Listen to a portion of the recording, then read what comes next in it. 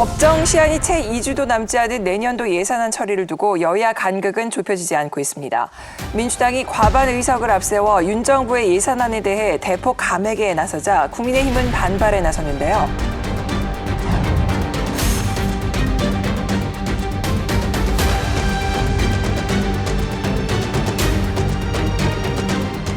여야의 예산 전쟁 어떻게들 보실까요? 어차피 여당이나 야당이나 예산에 대한 의견이 있을 수 있고 그거 가지고 다투겠지만 사실 정권을 잡고 초기에 어떤 일을 하겠다 그러는 거는 야당에서 좀 기회를 줘야 되지 않을까 싶습니다. 이제 물론 지금 민주당이 다수 의석을 차지하고는 있지만 무슨 나쁜 짓을 하겠다는 것도 아니고 어쨌든 이런 방향으로 국정을 이끌어가겠다고 얘기를 해서 선거에서 승리를 했다면 그럼 야당 입장에서도 한번 기회를 주어야지.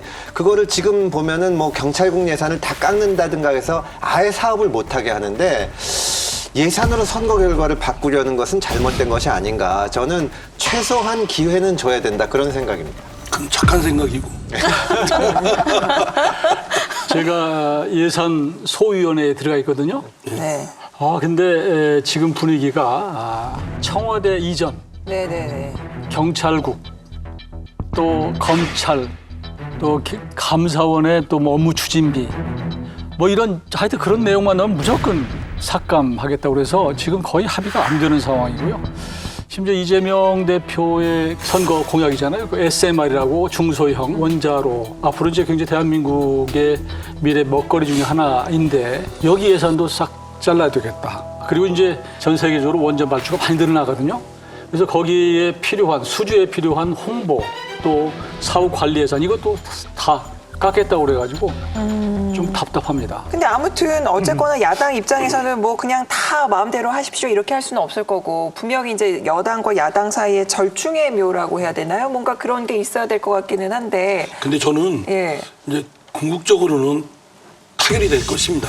12월 2일 날 그러니까요. 예산안을 처리를 하도록 되어 있고 다만 정부 여당 쪽은 사실은 지금 대통령 이전 문제하고 경찰국 문제, 검찰의 한동훈 장관과 관련된 여러 가지 독주 문제, 감사원 문제도 공정치 못하다는 그 생각을 야당은 갖고 있거든요. 그런 대통령 이전 문제도 사실은 청와대에서 광화문으로 오려고 하다가 갑자기 이제 용산으로 이전한 그 과정이 급하게 하다 보니까 졸속하고 부실하고 미리 예상치 못한 것이 있다고 하면 좀 정직하게 그에 대해서 좀 밝혀야지 그냥 정부 여당이 했으니까 예산 편성했으니까 그냥 따라줘라 이라는 발목 잡는 거 아니냐 이렇게만 야당을 몰아쳐서는 안 된다라고 생각합니다. 이미 청와대를 국민에게 돌려주어서 지금 벌써 뭐 250만 명 정도가 청와대를 다녀갔거든요. 근데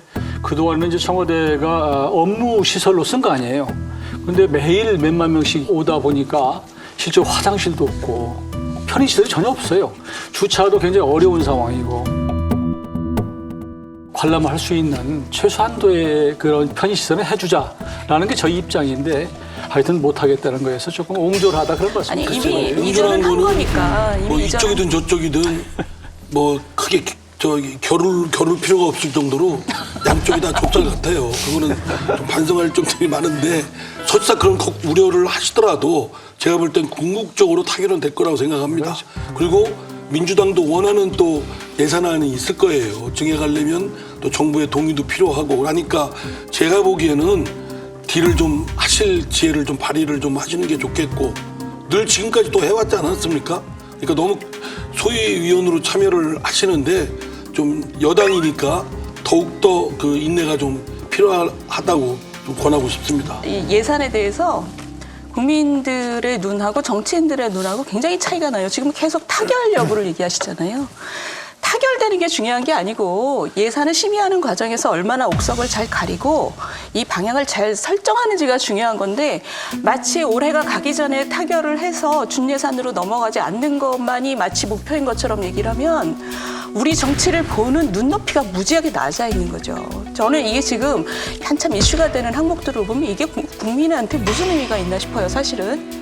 뭐냐면 이게 예산 전쟁의 외양을 띄었을 뿐이지 사실은 새로 시작된 정권의 발목 잡기인 것이고, 그리고 그것은 사실은 이번에 그 정부가 제안한 입법안 77개가 하나도 통과가 안 됐잖아요. 그런 게 아주 그냥 전형적인, 뭐냐면 새로 시작된 정부의 발목을 잡는 게 야당의 정치다라고 야당 국회의원들만 그렇게 생각을 해요. 국민들은 그렇게 생각 안 하는데. 그러니까 지금 우리 정치 문화가 굉장히 좀 이상한 거고, 국민들의 눈높이가 굉장히 높아져 있기 때문에 예산안을 심의하는 과정에서 아까 이상민 의원님께서 말씀하신 용산 이전 과정에서 대충 한 게 있으면 그거 들여다보고 그거 좋고, 그렇지만 발목은 잡지 말고 이미 옮겨진 그 용산에 대해서는 일을 할 수 있게 해줘야 되는 것이고, 청와대 개방한 것에 대해서도 국민들이 편하게 이용할 수 있도록 해줘야 되는 것이고, 그런 심의의 내용이 중요하죠.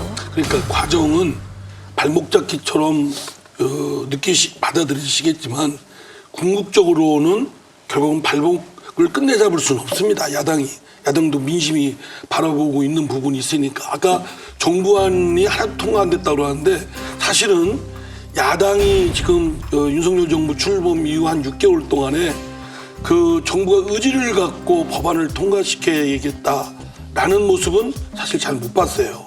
제가 속한 외통에서도 정부안이 있는데, 정말 그러려면 야당 의원들, 전 국회의원들을 쫓아다니면서 이 법 통과돼야 되는 필요가 있다, 빨리 돼야 되겠다, 이런 설파를 해야 되거든요. 근데 그런 노력이 지금 윤석열 정부의 관료들한테 과연 있는가, 장차관들, 고위직들한테 있는가라는 를 한번 돌아볼 필요가 있어요. 아니 의원님, 법안의 내용이 좋으면 여야 할 것 없이 통과시켜야지, 너네가 충분히 매달리지 않아서 내가 통과를 안 시켜줬다, 국민들이 들으면 되게 아니, 그런 뜻이 아니고 설득을 하고 설명을 하고 공감을 끌어내야죠. 왜냐하면 법안 중에는 그렇게 이해가 안 되는 법안들도 있거든요. 그러면 그거는 상대를 설득하는 수밖에 없죠. 아니 그런 부분이 있다 하더라도 77개 중에 하나도 통과가 되지 않았다는 통계가 얘기해주는 바는 별로 통과시켜주고 싶지 않고 발목을 잡아서 내가 얘기를 하겠다, 이런 거죠. 그건 그렇지 않습니다. 저도 한 말씀 드리고 싶은데, 사실 대통령 집무실 이전 예산 같은 경우를 보면 지금 문제가 되는 거를 집권 여당 측에서 자초한 측면이 있어요. 사실 이게 비용이 들더라도 옮겨야 된다, 이렇게 한 게 아니라 얼마밖에 안 든다 이래 놨거든요. 사실 영빈관 예산도 지금 철회했으니까 아무것도 아니라고 하지만 사실은 황당하거든요. 이걸 갑자기 몇백억 예산을 넣어놨다가 총리고 뭐고 다 뭐 신문 보고 알았습니다 그러고 그럼 없던 일로 할게요 이래 놓으면 야당이 발목을 잡는 데 대해서 발목 잡는다고 얘기하기가 어렵죠. 그리고 이제 법안 77건 얘기가 나왔는데, 물론 이상적인 사회라면 그걸 국회의원들이 다 들여다보고 이건 좋네 해야 되지만, 현실적으로 지금 윤석열 정부 출범한 지 6개월이 넘었는데 야당하고 제대로 된 무슨 만나거나 회의를 하거나 협상하거나 그런 거 전혀 안 보이거든요. 여당 대표도 안 만나고. 그러면 야당 대표 입장에서 자기들도 지지자도 있고 소속 국회의원들도 있고 하는데, 여당에서 대통령이 한 번도 만나자고도 안 하고 그러고 있는데, 이건 정부 법안이지만 좋으니까 통과시켜 줍시다, 이러면 내부적으로 영이 안 쓰는 거거든요. 저는 그렇게 했는데요. 왜 그 노력을 안 하는지 모르겠어요. 아니 그러니까 국민들한테 좋은 법이면 상대방이 내놓은 법이라도 당연히 찬성하는 좋은지 거지. 아닌지는 좀 따져봐야 될 일이고요. 우리가 어쨌든 정부 여당과 야당이 협상을 하는 거 아니겠습니까? 협의를 하고, 그리고 이제 거의 타결을 하는 건데, 그러면 여당 쪽에서도 이 법안이 꼭 필요하다, 정부안 중에서도 우선순위를 정해서, 그런 노력이 없었어요. 그러니까 지금 협상 테이블에 윤석열 정부 이후 여당 쪽 대표단 쪽에서 야당 쪽에다가 정부안이 이게 급하니까 빨리 하십시오, 그리고 각 상임위에 간사들이 있고, 그러면 그분들이 막 뛰고 다녀야 되거든요, 정부 관료들하고. 근데 사실은 제가 뭐 괜한 트집 잡는 게 아니라 정부안이 어떤 법안이 뭐가 꼭 필요하네, 이게 각인이 안 돼 있어요. 그러면 이제 지금 윤 의원님 말씀 맞더라, 그래도 야당이 법안을 찾아가지고 좋으면 통과시켜야 되지 않느냐, 그건 뭐 옳으신 말씀이죠.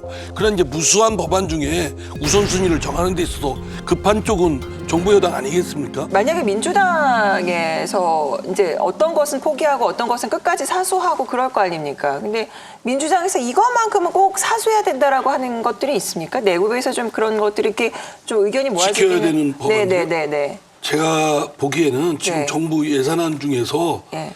크게 깎으려고 하는 것은 없다. 다만 네. 이제 저희 문재인 정부 이후에 지금 잘 역점을 두고 해왔던 지역화폐권, 네네. 또 이재명 대표도 공약했고 저희 당에서도 그 중점을 두고 해왔던 그 지역화폐 사업 부분은 좀 웬만큼 살려나가기를 바라는 거죠. 네. 예.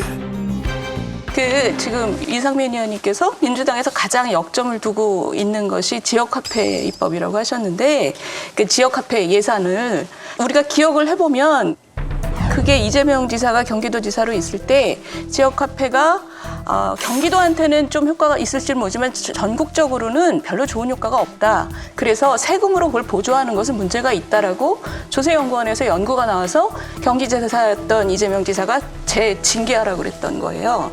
그 얘기는 뭐냐면 그 법 자체가 이렇게 찍어 누르지 않고는 합리화하기 굉장히 어려운 법입니다. 근데 저는 지금 이상민 의원님께서 민주당 전체가 거기다 역량을 집중한다는 얘기 자체가 지금 당의 정상적인 모습은 저는 아니라고 봐요. 지금 그 법 자체가 이재명이라는 개인 브랜드 예산이거든요. 그래서 좀 유감입니다. 뭐 이렇게 나무를 하시면 달게 받겠습니다.